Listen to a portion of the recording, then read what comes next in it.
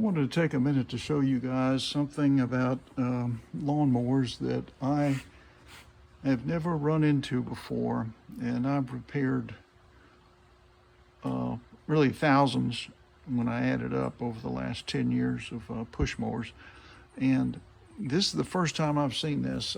This lawnmower came back to me. A lady bought this mower and she brought it back and said it was just running so slow and now it just won't run at all. And I thought, well, maybe she ran it up into the bushes, hedges, and knocked her governor spring off. As you can see, it's fine. It's a self-priming mower, and I'd repaired this originally, so it works fine. You can see how that works. The little control spring is there. So that all looks good. I looked at the kill switch, and it's functional. It works great. I thought, well, maybe it's a bad kill wire or a bad coil, and because it wasn't getting any spark. I hooked a spark tester on there. You put that on by connecting this end to the spark plug, and then this end goes into the boot.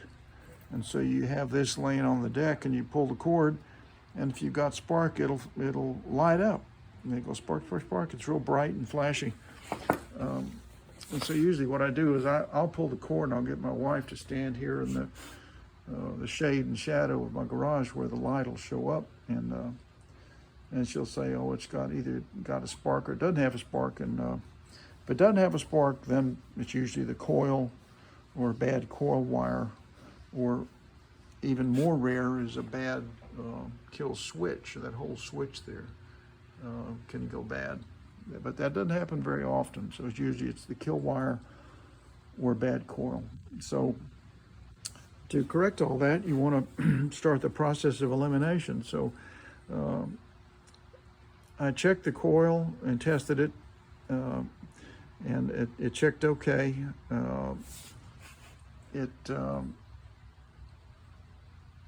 And so but just to be sure, I took the coil off, put another one on. Same result, no spark at all. Tried another coil. Same result, no spark at all. Okay, so that must mean it's got a bad kill wire or a bad switch. And so I took the kill wire completely off. And by doing that, it will tell if the mower runs, that means it was the kill wire that was bad or the kill switch that was bad. So I pulled the cord, nothing. And I kept thinking, well, it's got to be a bad coil. So I went through this many coils. It was either 4 or 5.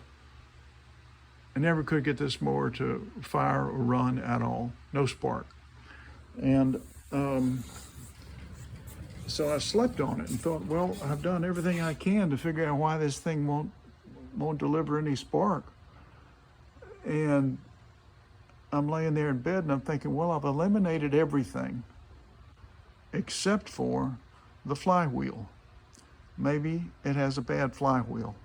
And that's unusual. That's rare. I mean, unless it's cracked or something. But sometimes you can have a bad flywheel, apparently. And that's what was wrong with this mower, because this mower now runs perfectly. And it runs perfectly after I replaced the flywheel.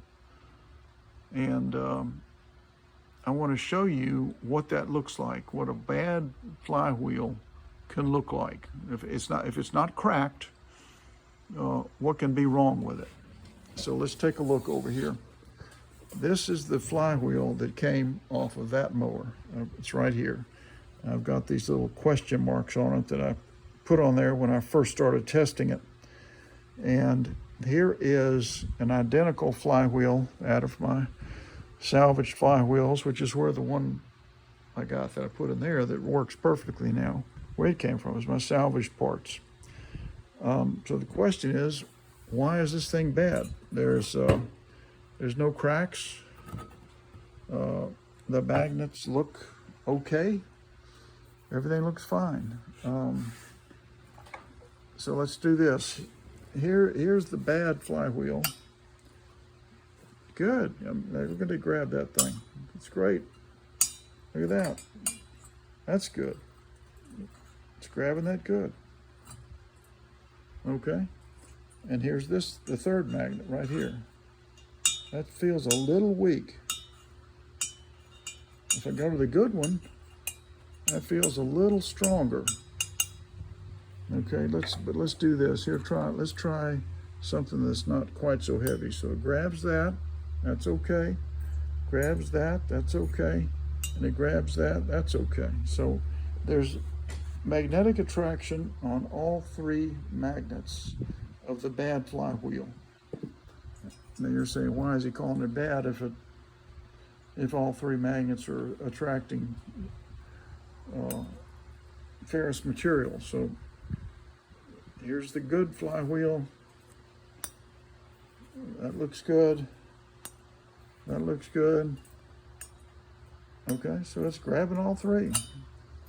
All right. So what makes me think that this flywheel on the right is bad and this one is good? And here is the best way I can show you. It's a little heavier screwdriver. That all stays there. That stays there. Okay. So that's all good. But if I take this little guy right here, which is a 1/4 inch drive, a screwdriver type tool, and this is heavy enough.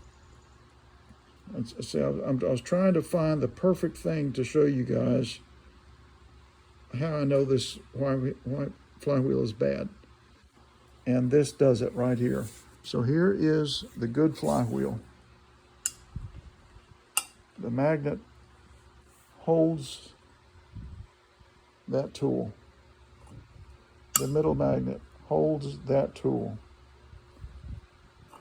And this magnet holds that tool. You know, it's strong enough to hold this tool from falling to the ground. Okay? Now here's the bad flywheel. I want you to watch this now.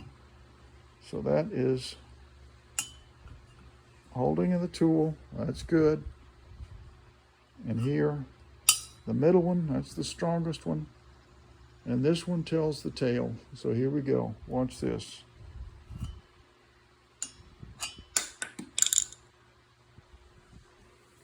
So that's why that's a bad flywheel. This flywheel does not have enough magnetic force to create a good spark. It holds on there, great. This is the good flywheel. 1, 2, and 3. See? Now here's the bad flywheel. 1 on the end, right there. 1, 2 in the middle. And there it is. So that is how you can tell if you have a bad flywheel. There's a little bit of attraction on that magnet, but it is not enough, and it's not enough to generate enough spark to fire that mower.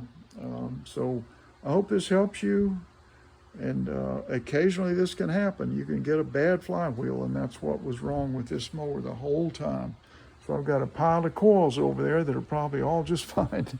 All right, so share this with your friends. Thanks a lot for tuning in. Bye-bye.